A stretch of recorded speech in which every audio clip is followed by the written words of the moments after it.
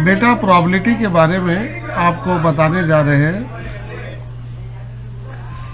Probability की जो सबसे इम्पोर्टेंट फार्मूला है, पहले वो हमेशा एग्जाम में आता है, और वो फार्मूला है ये वाला। A B are not mutually exclusive. अगर ए और बी में कोई A B are not mutually exclusive, तब आपका फार्मूला होगा P A plus P B minus A B are mutually exclusive event, तब आपका फार्मूला होगा ये वाला। इसकी वैल्यू 0 हो जाएगी।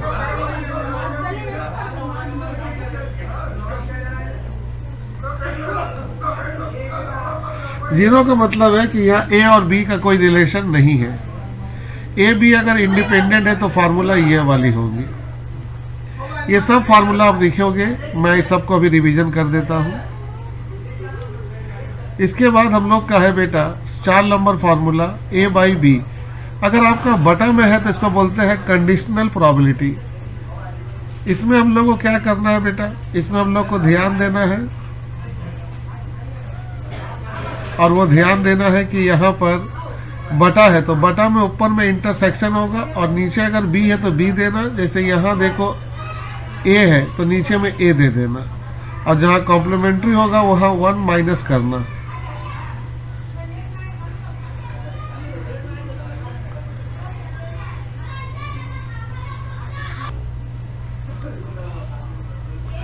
बेटा यहाँ पर हम लोग को ध्यान देना है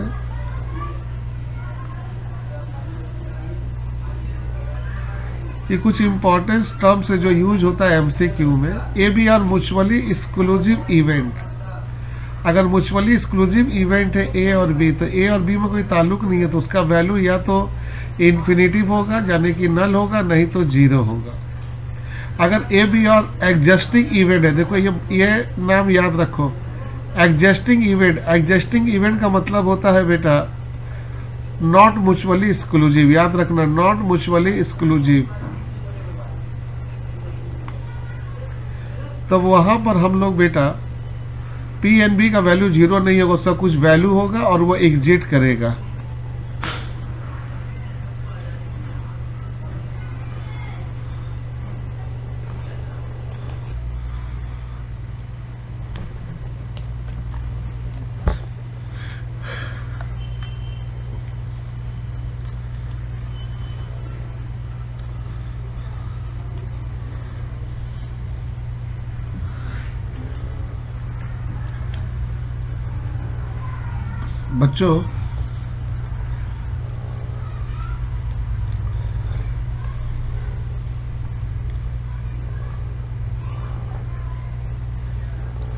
बच्चों यहाँ पर सवाल देखो 18 नंबर, ये भी एग्जाम में आ चुका है और ये भी एग्जाम में आया है।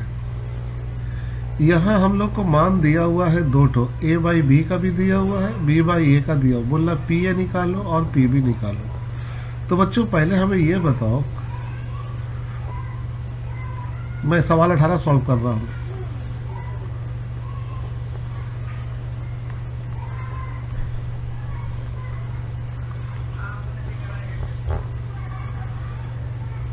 इसके बराबर तो आपको मालूम है फार्मूला, ए इंटरसेक्शन बी और बटा में आएगा पी बी।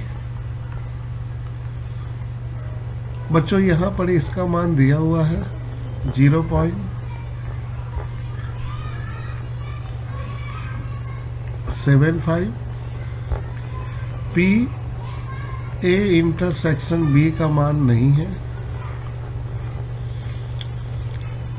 और साथ में पीबी का मान भी नहीं है।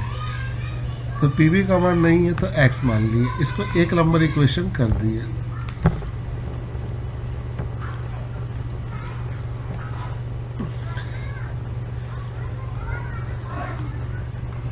अब दूसरा है बी बाई ए। इसमें भी फार्मूला वही रहेगा बच्चों, और यहाँ आ जाएगा पी ए। यहाँ इसका मान दिया हुआ है 0.4।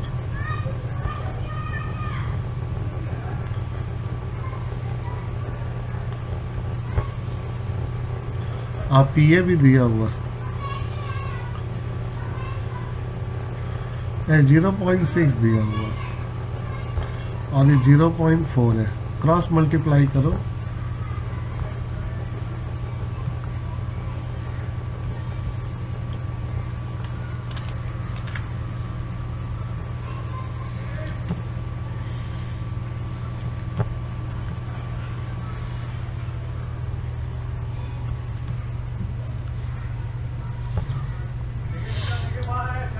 अब आ जाओ इधर। इसका मान हम लोग निकाल चुके बच्चों और वो है 0.24।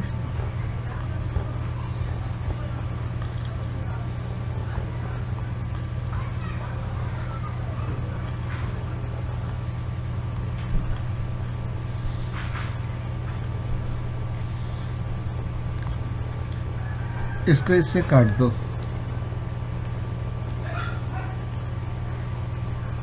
0.32।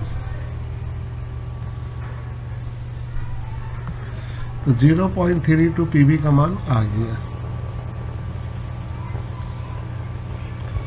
अब आते हैं 19 नंबर को बताने के लिए।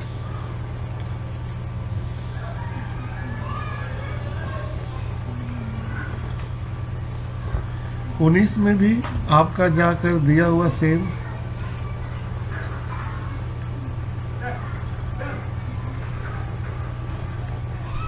फॉर्मूला आपका यही लगेगा।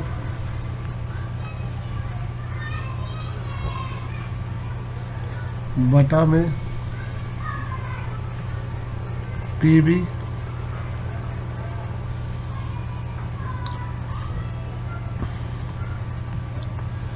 इसका मान दिया हुआ है बच्चों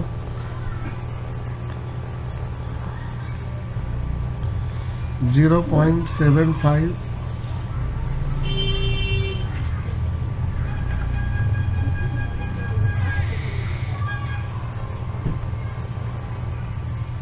एक नंबर इक्वेशन। अब 2 नंबर लेते हैं बच्चों।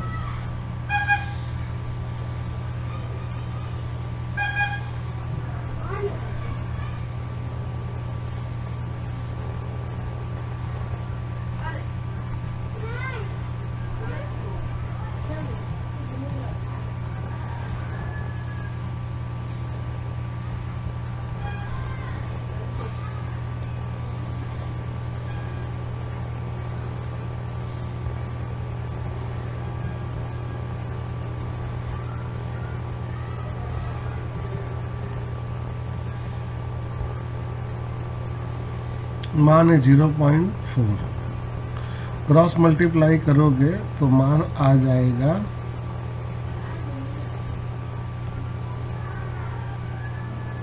0.24।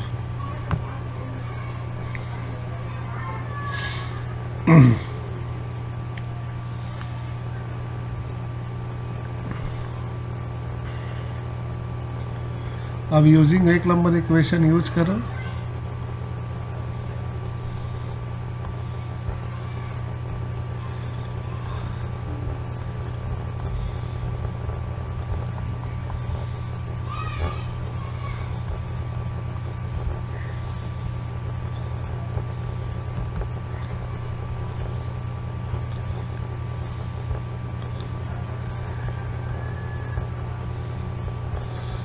का मान है 0.24x।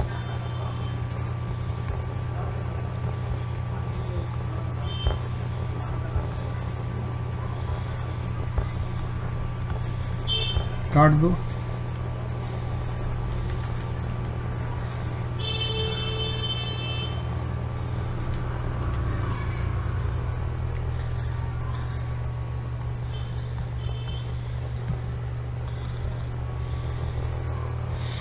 जीरो 0.32।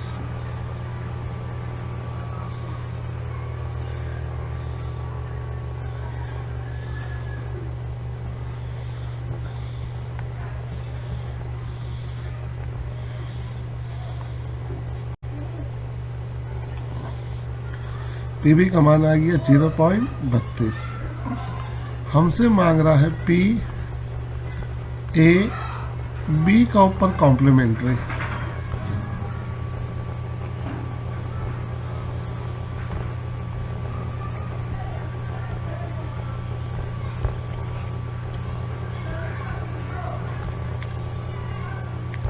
फार्मूला यही है, लेकिन यहाँ सी के ऊपर कॉम्प्लीमेंट्री है, तो यहाँ भी सी के ऊपर कॉम्प्लीमेंट्री दे दो।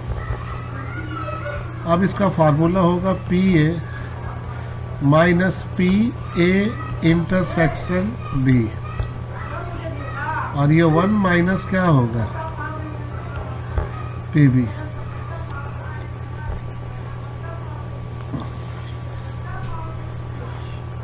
पी ए का मान हमको पुट करना होगा।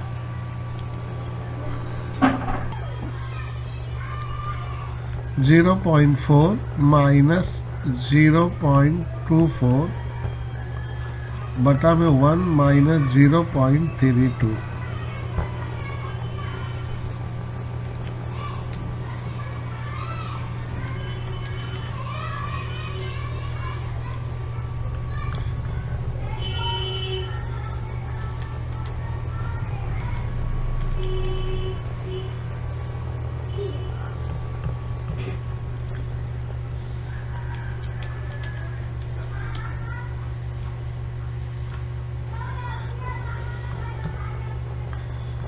टू 235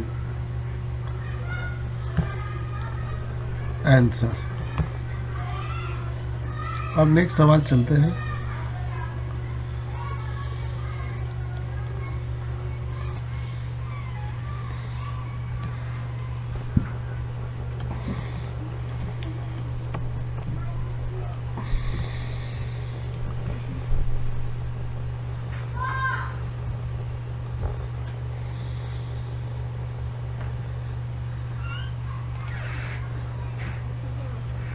सबसे पहले बच्चों यहाँ पर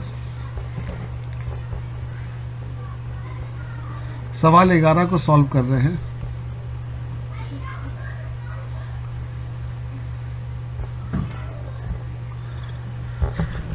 यहाँ पर आपको समझने की बात है कि यहाँ पर आपका ये क्या दिया हुआ, ए एंड बी। बच्चों ए एंड बी का मतलब होता है ए यू बी। इसका मान दिया हुआ 1/8। पुराना में u का मतलब होता था ए बी। हम लिख दे रहे, पुराने में हम लोग u को बोलते थे एंड और बोलते थे प्लस। कल प्लस भी दे सकता है, तो यही है। तो हम फार्मूला लगाए,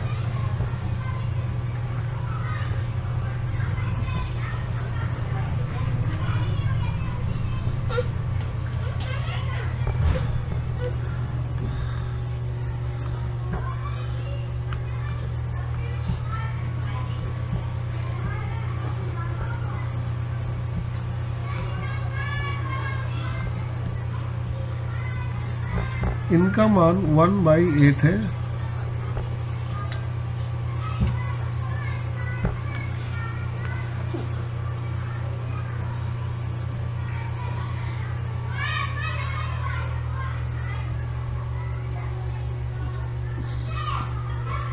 पी ए का मान 1/3 प्लस पी बी का मान 1/2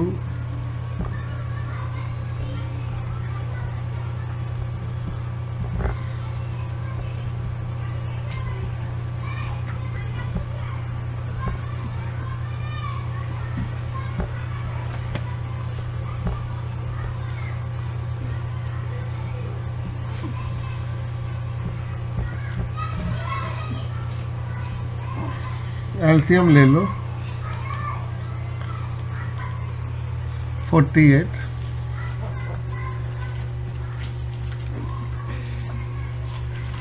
तो ये 16 आ जाएगा बच्चों। 48 को 3 से काटेंगे तो 48 को 3 से काटोगे तो 16, और 48 को 2 से काटोगे तो 24।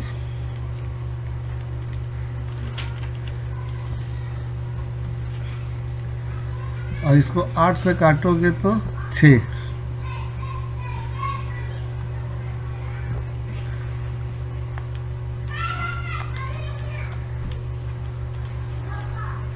तो 34/48, 2 से काटो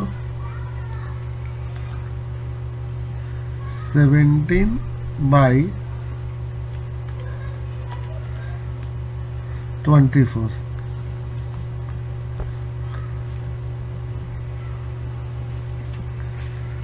ये हम लोग का आ गया इंटरसेक्शन का मान। हमसे मांग रहा है P A intersection B complementary. तो इसका फॉर्मूला होगा पहले पी ए, उसके बाद पी से इसके लिए जाओगे तो माइनस होगा। पी ए का मान कितनी है भाई? पी ए का मान है 1/3 माइनस 34/48।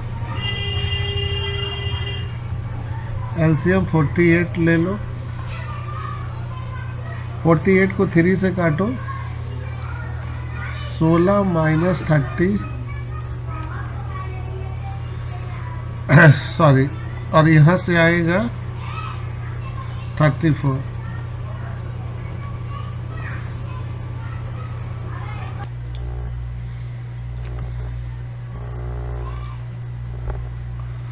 सोलह से 34 घटा दो,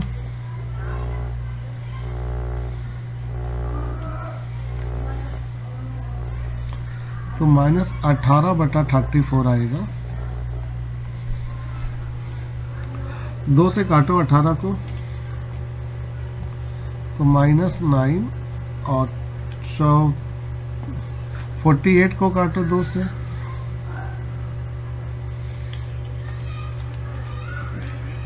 -24। 3 से काटो, 3 3 का 9, और यहाँ आ जाएगा 8 आंसर। यहाँ देखो 3/8 है लेकिन माइनस में है, इसका मतलब दिया हुआ डाटा गलत है। अब आते हैं 12 में। 12 में कह रहा है ENF, इसका मतलब वही है बेटा, प्रोबेबिलिटी E यूनियन F का मान कितना है? 1/8।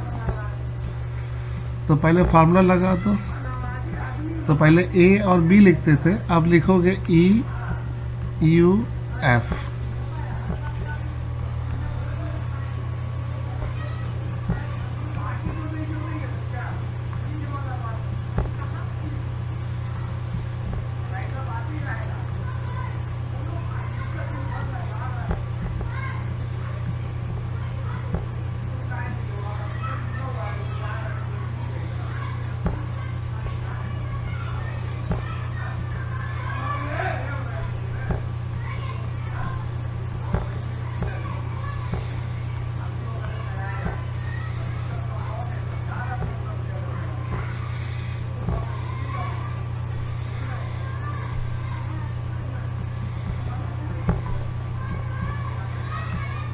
चार दूनी 8, 2 को एलसीएम ले लो।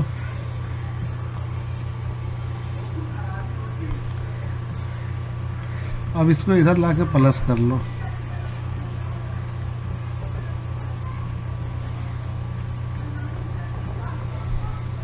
ये होगा 6/8, और इधर आके ये माइनस हो जाएगा। अब 8 8 है तो 6 में से 1 घटा दो, 5/8। हमसे बोल रहा P डू नॉट E। अच्छा, E नॉट का मतलब होता है कॉम्प्लीमेंट्री, अपोजिट। एंड का मतलब तो आप जानते हो U नॉट F, ये भी कॉम्प्लीमेंट्री। आपको मालूम है दोनों कॉम्प्लीमेंट्री होने से चेंज होगा। E intersection F।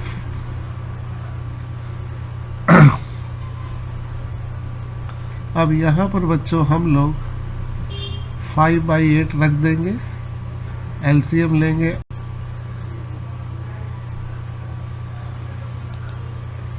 तो 8 माइनस 5, 8 में से 5 जाएगा तो 3, 3/8 ये हम लोग का आंसर हो जाएगा।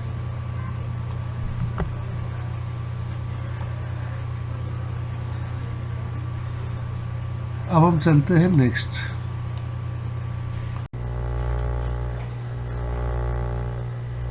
आपसे कह रहा है लीप ईयर। लीप ईयर का सवाल बहुत इंपॉर्टेंट है बच्चों। लीप ईयर में आप जानते हो क्या होता है, एक दिन एक्स्ट्रा होता है। ऐसे 365 दिन होती है, तो लीप ईयर में बेटा 366 दिन होती है।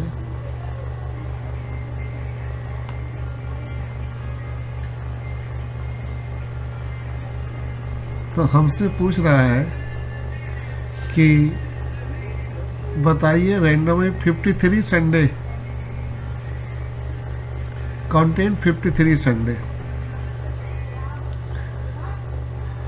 प्रोबेबिलिटी बताइए लीप ईयर का जिसको हम सेलेक्ट करेंगे 53 संडे की प्रोबेबिलिटी बताइए। तो बेटा प्रोबेबिलिटी कभी भी डेज का निकालना रहे तो डेज पे हम लोग निकालेंगे प्रोबेबिलिटी, क्योंकि संडे मंडे सब डेज होती है। तो टोटल डेज तो होती है 7। एक वीक में टोटल डेज कितनी होती है, 7 होती है, और उसमें संडे आता है 1। लेकिन अगर लीप ईयर रहेगा तो हो सकता है कोई भी समय 2 संडे आ सकता है। तो लीप ईयर में 2 संडे हो सकता है एक सप्ताह में। लीप ईयर में हम लोग का कौन कौन है, मंडे है, ट्यूसडे है, वेडनेसडे है, थर्सडे है, फ्राइडे है, सैटरडे है, संडे है। तो लीप ईयर में ये भी 2 दिन हो सकता है, ये भी 2, ये भी 2 हो सकता है, ये भी 2, ये भी 2, ये भी 2, ये भी 2।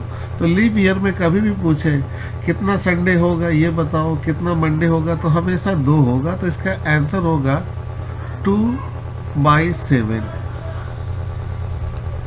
तो यहाँ 2/7 हम लोग हमेशा टिक मार देंगे। लीप ईयर में हमेशा संडे हो या मंडे, वो उसका वैल्यू हमेशा 2 होगा। और एक वीक में कितना दिन होता है, 7 डेज। तो लीप ईयर हमेशा याद रखिएगा, आंसर 2/7, चाहे वो मंडे हो चाहे वेडनेसडे हो, जो भी हो।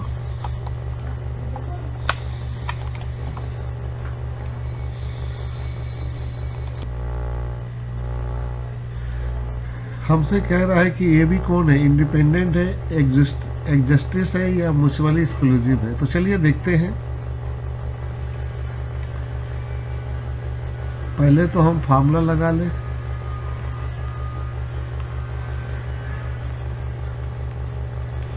P A P B A intersection B.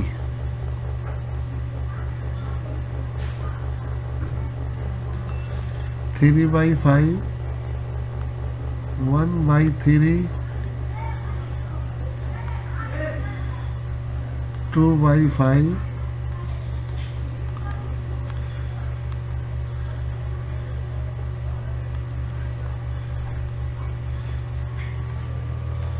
5, 3 दूनी 6,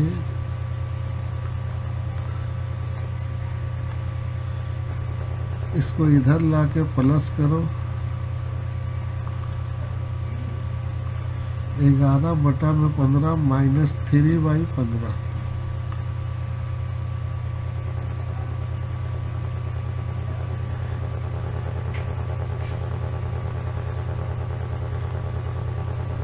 एलसीएम लो 15, तो ये हो जाएगा 33।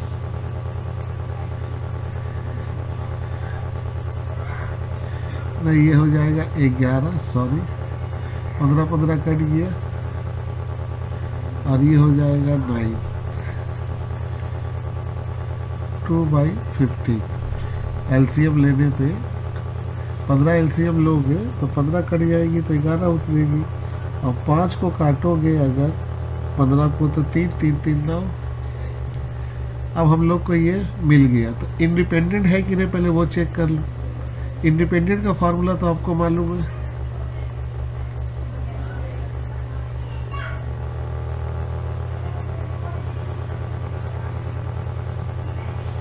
पी ए का मान है 1/3, पी बी का मान है 2/5, तो ये 2/15 आ रहा। हाँ जी देखो, तो ये इसका मतलब ए और बी इंडिपेंडेंट है।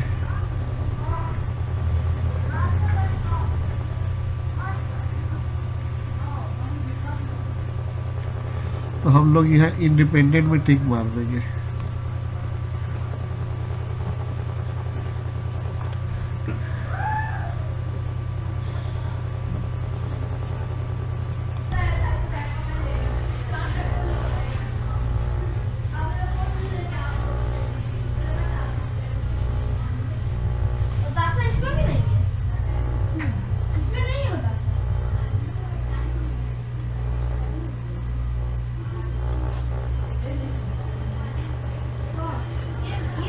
अगर दो इवेंट ए और बी अगर एग्जिस्टिस है तो कौन स्टेटमेंट ट्रू होगा? ये वाला ए यू बी 1। इसका मान 1 होता है कब? जब वो होता है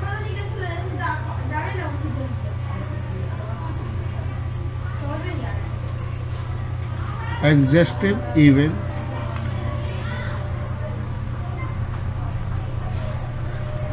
अगर ए और बी इंडिपेंडेंट होगा तो फार्मूला आपको मालूम है, ए और बी अगर इंडिपेंडेंट होगा तो फार्मूला मालूम है P A multiple P B. तो ये वाला अच्छा, ए यू बी का मान अगर 1 है तो इवेंट ए और बी क्या होगा? तो अभी आपको मालूम है एग्जिस्टिंग होगा, क्योंकि इसका मान 1 होने से ए बी का जो इवेंट होता है एग्जिस्टिव इवेंट होता है, ये वाला।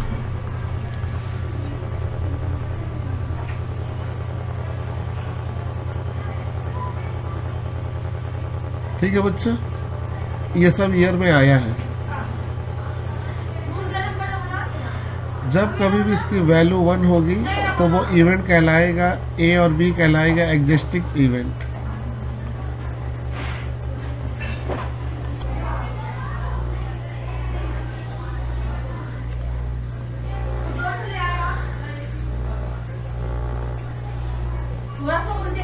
आपको कह रहा है A B are 2 independent event. अगर ए और बी दो इंडिपेंडेंट इवेंट है तो इसमें से कौन फॉल्स होगा? अगर दो इंडिपेंडेंट इवेंट है तो इनमें से कौन फॉल होगा?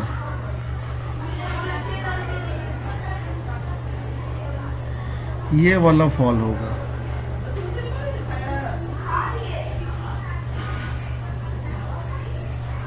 ए बी और दोनों अगर इंडिपेंडेंट रहेगा बेटा तो एक दूसरे का सब कॉम्प्लीमेंट्री होगा। इंडिपेंडेंट में ए का कॉम्प्लीमेंट्री बी हो जाएगा और बी का कॉम्प्लीमेंट्री ए हो जाएगा, ये इंडिपेंडेंट होगा। लेकिन ए सी बी सी दोनों कॉम्प्लीमेंट्री नहीं होगा, इसीलिए हम लोग का आंसर होगा 30।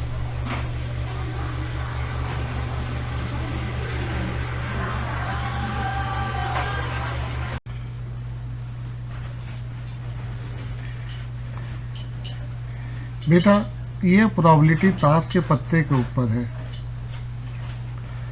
ताश का पत्ता टोटल होता है 52 टोटल। उसके अंदर डायमंड की संख्या होती है 13, हार्ड वाला कार्ड 13 होता है, क्लब वाला कार्ड 13 होता है, सैड वाला कार्ड 13 होता है। ये कार्ड आपको याद रहेगा तो सवाल आपका बच जाएगा। तो याद रखिएगा, डायमंड 13 है, हार्ड भी 13 है, क्लब भी 13 है। तो रेड कार्ड और ब्लैक कार्ड होता है, तो रेड में होता है डायमंड और हार्ट 13 26 तो रेड कार्ड होता है बेटा, और जो ब्लैक होता है वो भी 26 तो होता है।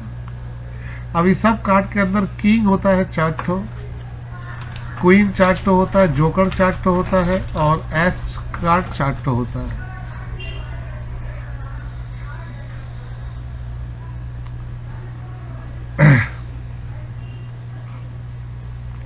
अब इसके ऊपर हम लोग सवाल सॉल्व करते हैं, इसको नोट कर लीजिए आप।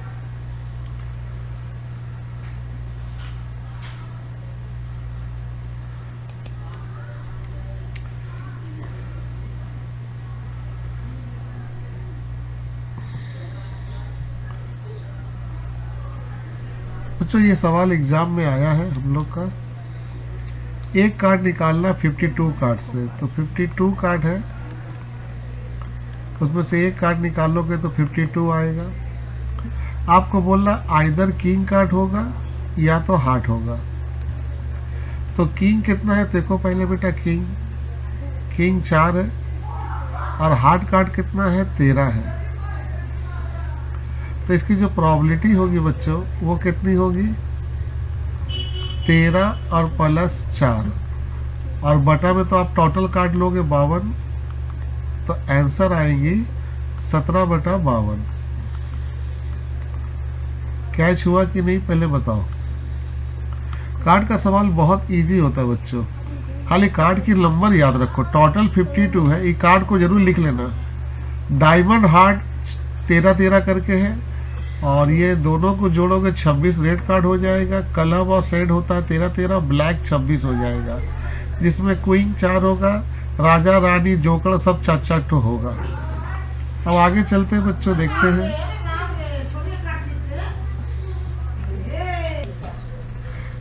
बच्चों आप सब कार्ड को नोट जरूर कर लीजिएगा, जो कार्ड हम लिखाए हैं आपको। अब हम लोग को कह रहा 52 कार्ड है, एक कार्ड निकालना है बेटा, और वो फेस कार्ड होगा। बच्चों जितनी भी कार्ड आती है वो सब 4 होती है। फेस कार्ड हम लोग बोलते हैं उन चारों में को किसी एक को फेस कार्ड बोलते हैं, तो फेस कार्ड 4 है। कोई भी नया नाम आएगा उसको 4 कार्ड दे दो। तो इसका आंसर होगा 4/52। काटो, 4 से काटो, 13 चौके 52 आंसर।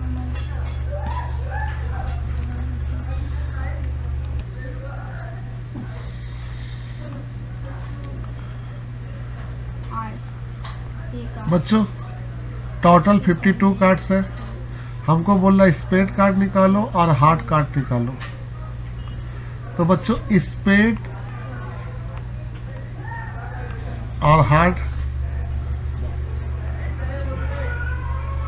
दोनों मिलाकर 13 + 13 26 होता है बच्चों, और टोटल कार्ड है 52।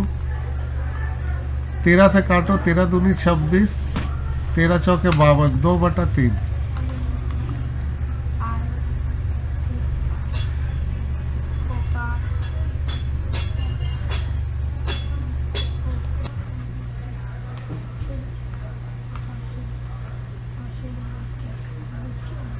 तेरह से काटो, नहीं तो 26 से 52 को काटो। 13 से काटोगे, 13 दूनी 26, 13 चौके 52। अब इसको 2 से काटो, 1/2। तो हम लोग का आंसर आ गया 1/2। तो कार्ड का सवाल बहुत आसान है। अगर आपको कार्ड याद रहे कि कौन कितना कार्ड है तो आप तुरंत आंसर निकाल लोगे। बच्चों एक ही बार मैंने कार्ड का सब सवाल एक साथ दे दिया, इससे कार्ड की कोई भी सवाल आप बना लोगे। सबसे पहली बात है किंग कार्ड बोलना है, 4 किंग होगा, क्वीन भी 4 होगी, रेड कार्ड होगी 26,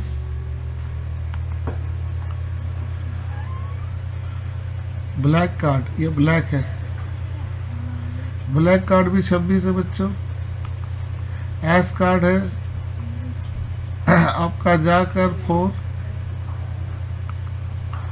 जोकर भी है 4 बेटा। पूरा सवाल 2 मिनट में आप सॉल्व कर लो, कार्ड का आसान है।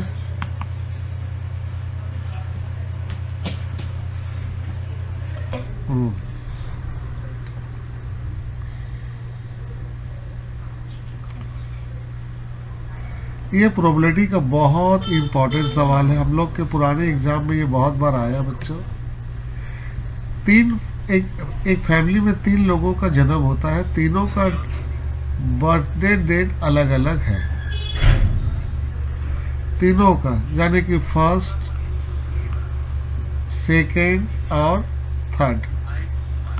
अच्छा, इसमें जो बच्चे का जन्म हो रहा सब इंडिपेंडेंट है। पूछो क्या है, कोई भी जुड़वा बच्चा पैदा इसमें नहीं हुआ है।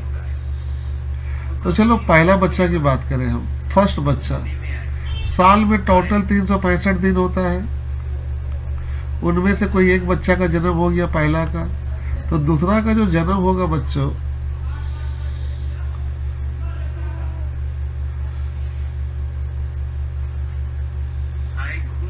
दूसरे वाले का जो जन्म होगा वो होगा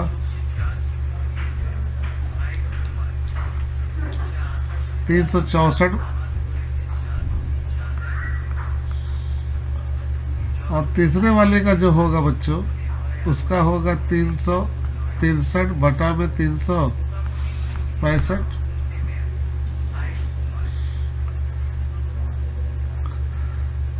तो यहाँ जो रिपोर्ट कार्ड होगा बच्चों, रिपोर्ट कार्ड, तीनों बच्चा इंडिपेंडेंट है तो मल्टीप्लाई होगा 365 इंटू 364 इंटू 363,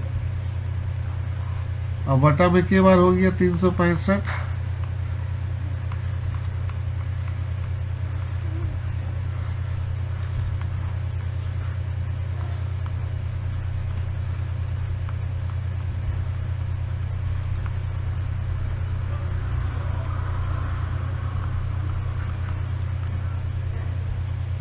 आंसर, तो ये वाला आंसर होगा बच्चों 63, 64 और यहाँ होगा 65।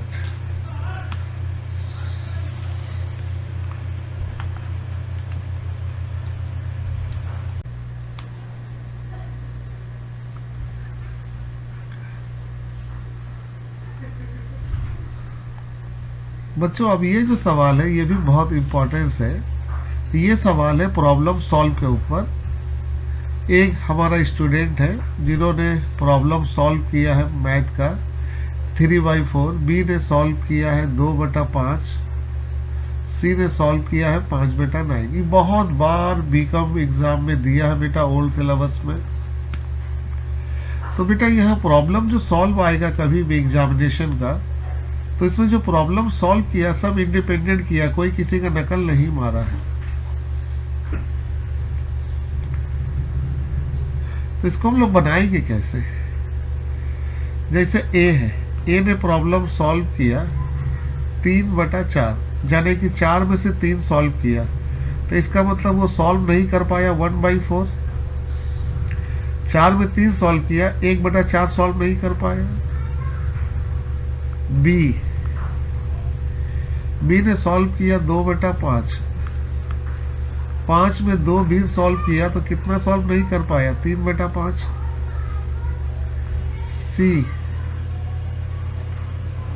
सी ने सॉल्व किया है 5/9 तो 4/9।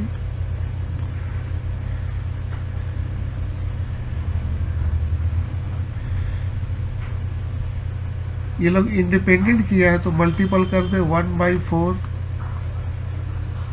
3/5, 4/9। ये वाली 4, ये वाली 4, ये 3 से 3 कटी,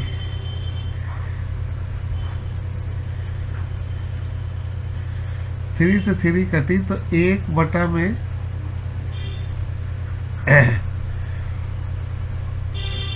1/4, 3/5, 4/9, तो 4 कट गई, यहाँ से 4 कटी और यहाँ से 3 को काटा मैंने तो 1/15।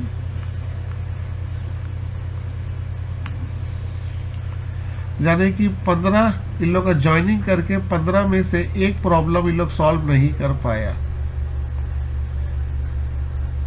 तो बच्चों हम लोग से मांग रहा कितना प्रॉब्लम सॉल्व किया, तो हम लोग जब इंडिपेंडेंट निकाले बच्चों, इंडिपेंडेंट, तो 1/15 आया जो उन्होंने प्रॉब्लम सॉल्व नहीं कर पाया, नॉट सॉल्व। तो बच्चों सॉल्व कितना कर पाया? 15 में से अगर एक सॉल्व नहीं कर पाया तो सब लोग जॉइंटली कितना कर पाए? 14/15। ये बहुत इम्पोर्टेंट सवाल है, कभी भी आ जाए मैथ स्टैटिस्टिक्स में प्रोबेबिलिटी के ऊपर कि इतना प्रॉब्लम सॉल्व किया, तो आप प्रोबेबिलिटी निकालोगे नेगेटिव वाला से कितना सॉल्व नहीं कर पाया।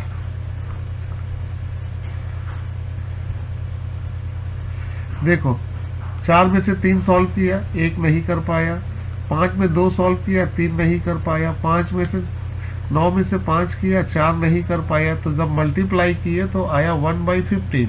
तो इंडिपेंडेंट मिलकर ये लोग टोटल तीनों स्टूडेंट 15 प्रॉब्लम में से एक प्रॉब्लम सॉल्व नहीं कर पाया, तो 15 में एक सॉल्व नहीं कर पाया तो 14 प्रॉब्लम सॉल्व कर पाया। अब बच्चों आपकी क्या इंपॉर्टेंस है मैं बता दूं, आपको मैंने क्लास में डाइस के ऊपर सवाल बताया था, डाइस वाला आप देखो, क्लास में मैंने डाइस के बाद आपको कॉइन के ऊपर सवाल बताया था, और उसके बाद मैंने बॉल के ऊपर क्वेश्चन बताया था। ये 3 तो करिएगा तो आपका प्रोबेबिलिटी पूरा खत्म। मैंने प्रोबेबिलिटी के ऊपर आपकी सभी डाउट क्लियर कर दिया, ये आपको मैंने क्लास में अच्छे से करा दिया था, और मेरा मेन मकसद था कि मैं आपको ताश के पत्ते के बारे में जानकारी दे दूं। अब इसको 1-2 बार देखिए, आपकी प्रोबेबिलिटी कंप्लीट हो जाएगी। बाय बच्चों।